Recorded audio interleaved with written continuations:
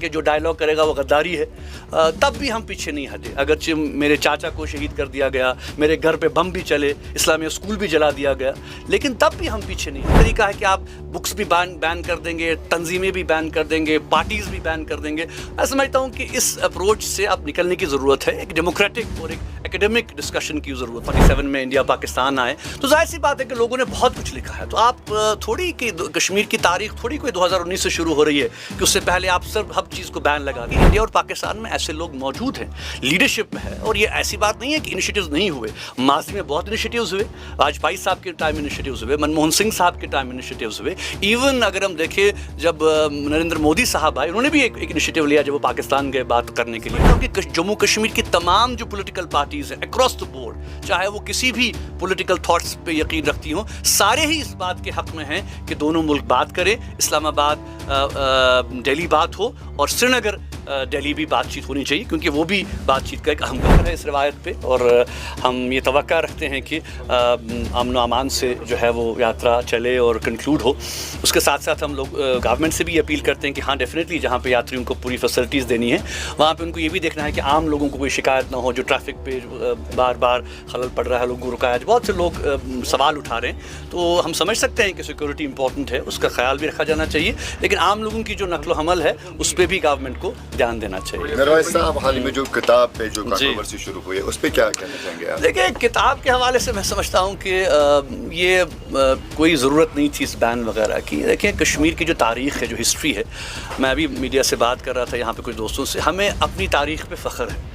ہماری 5000 سال کی تاریخ ہے جس میں کہ ہمارا بدھسٹ پیریڈ ہے، شیوزم ہے، ہندوازم ہے، اس کے بعد اسلام آیا، اور اس کے بعد ہم نے دیکھا کہ 47 میں انڈیا پاکستان آئے. تو ظاہر سی بات ہے کہ لوگوں نے بہت کچھ لکھا ہے. تو آپ تھوڑی کہ کشمیر کی تاریخ تھوڑی کوئی 2019 سے شروع ہو رہی ہے کہ اس سے پہلے آپ صرف ہر چیز کو بین لگا دیں گے. اور خاص کر جمہوری ایک ڈیموکریٹک سیٹ اپ میں انگیجمنٹ، ڈائلاگ، ایکیڈمک ڈسکشنز، یہ تو روح ہے کسی بھی سوسائٹی کی. تو میں سمجھتا ہوں کہ کتابیں بین کرنے سے کوئی مسئلہ حل نہیں ہوگا. ہر ایک کی اپنی اپنی رائے ہے، اور ہر کسی نے، اگر آپ دیکھیں کہ ہمارا جو اپروچ ہے وہ ٹھیک ہے، وہ ڈفرینٹ ہو سکتا ہے، لیکن ہر کوئی یہ محسوس کرتا ہے کہ امن سے، شانتی سے، بات چیت سے، ڈائلاگ سے، انگیجمنٹ سے مسئلے حل ہوں، اور یہی ہمارا ایک اپروچ بھی ہے. تو اس سے ہو سکتا ہے کچھ لوگ ڈفر کرتے ہوں، لیکن اگر آپ کتابوں کو بین کرتے ہیں تو آپ کیا میسج دے رہے ہیں سوسائٹی کو، سماج کو. اس سے پہلے بھی تقریباً 100-150 کتابیں شاید آلریڈی بین ہو چکی ہیں، جو کہ انڈین آتھرز کی بھی ہیں اور فارن آتھرز کی بھی کچھ بین ہو گئی ہیں. میں سمجھتا ہوں کہ آئی تھنک اب وقت آ گیا ہے کہ ہمیں ان چیزوں پہ زیادہ فوکس نہیں کرنا ہے. ہمیں آگے بڑھنے کے راستے تلاش کرنے ہیں، ایک دوسرے کو سمجھنا ہے، ایک دوسرے کے ساتھ ڈائلاگ کرنا ہے. دیکھیں، ٹھیک ہے، اگر آپ کا پوائنٹ آف ویو کسی سے مختلف ہے، آپ اس سے انگیج کریں، بات کریں. یہ تھوڑی کوئی طریقہ ہے کہ آپ بکس بھی بین کر دیں گے، تنظیمیں بھی بین کر دیں گے، پارٹیز بھی بین کر دیں گے.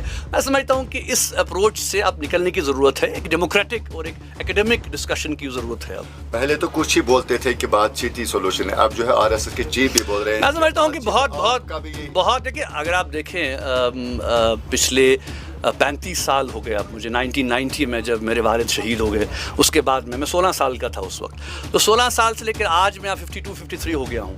تو ان تمام سالوں میں جو میرا اپروچ رہا ہے وہ صرف اسی پہ رہا ہے، اور میرے والد کا بھی، کہ اس کے بغیر کوئی چارہ نہیں ہے کہ ہمیں مل بیٹھ کے آگے کا راستہ دیکھنا ہے، ہمیں انگیج کرنا ہے. وائلنس کوئی سلوشن نہیں ہے، طاقت کوئی سلوشن نہیں ہے، جو ہے وہ ملٹری کوئی سلوشن نہیں ہے.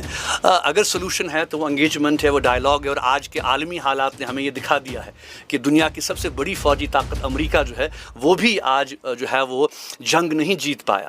تو اس لیے آئی تھنک جنگیں اب جو ہے وہ کسی پرابلم کا حل نہیں ہے. اور میں سمجھتا ہوں کہ انڈیا اور پاکستان میں ایسے لوگ موجود ہیں، لیڈرشپ میں ہے. اور یہ ایسی بات نہیں ہے کہ انیشیٹیوز نہیں ہوئے. ماضی میں بہت انیشیٹیوز ہوئے، واجپئی صاحب کے ٹائم انیشیٹیوز ہوئے، منموہن سنگھ صاحب کے ٹائم انیشیٹیوز ہوئے. ایون اگر ہم دیکھیں جب نریندر مودی صاحب آئے، انہوں نے بھی ایک انیشیٹیو لیا جب وہ پاکستان گئے بات کرنے کے لیے. تو میں سمجھتا ہوں کہ کہیں نہ کہیں اس وقت اگر RSS یہ بات کہہ رہی ہے، ٹریک 2 پر بھی کچھ تھوڑی بہت حرکت و حرارت ہو رہی ہے، لوگ مل رہے ہیں باہر، تو اچھی بات ہے. اور سب سے اچھی بات یہ ہے کہ میں سمجھتا ہوں کہ جموں کشمیر کی تمام جو پولیٹیکل پارٹیز ہیں اکراس دا بورڈ، چاہے وہ کسی بھی پولیٹیکل تھاٹس پہ یقین رکھتی ہوں، سارے ہی اس بات کے حق میں ہیں کہ دونوں ملک بات کریں. اسلام آباد دہلی بات ہو اور سری نگر دہلی بھی بات چیت ہونی چاہیے کیونکہ وہ بھی بات چیت کا ایک اہم پہلو ہے. میرے صاحب لاسٹ میں جانا چاہیں گے کہ 2019 کے بعد کہاں پہ دیکھ رہے ہیں آپ جموں کشمیر کو؟ دیکھیں میں سمجھتا ہوں کہ اگر واقعی ہمیں مستقبل کے بارے میں سوچنا ہے تو ہمیں یہ دیکھنا ہے کہ ہمیں آگے بڑھنے کے راستے تلاش کرنے ہیں. دیکھیں 2019 کی اگر ہم بات کریں تو یہ ایک ایسا عمل تھا جس میں کہ لوگ بہت ہی ناراض ہیں. ایک یک طرفہ فیصلہ لیا گیا, ایک یونیلیٹرل ڈیسیجن لیا گیا, یہاں کے لوگوں کو انوالو نہیں کیا گیا, یہاں کی رائے کو نہیں پوچھا گیا. تو میں سمجھتا ہوں کہ کہیں نہ کہیں لوگوں کے ذہن میں یہ بات ہے اور ضرورت اس بات کی ہے کہ گورنمنٹ آف انڈیا جو بھی انیشیٹو آگے لے یہاں کے لوگوں کو اس کا حصہ بنائے, ان کو اگنور نہ کرے. اور میں ایسا نہیں سمجھتا ہوں کہ طاقت سے یا تشدد سے ہم کہیں آگے پہنچ سکتے ہیں, یہ میرا ماننا ہے.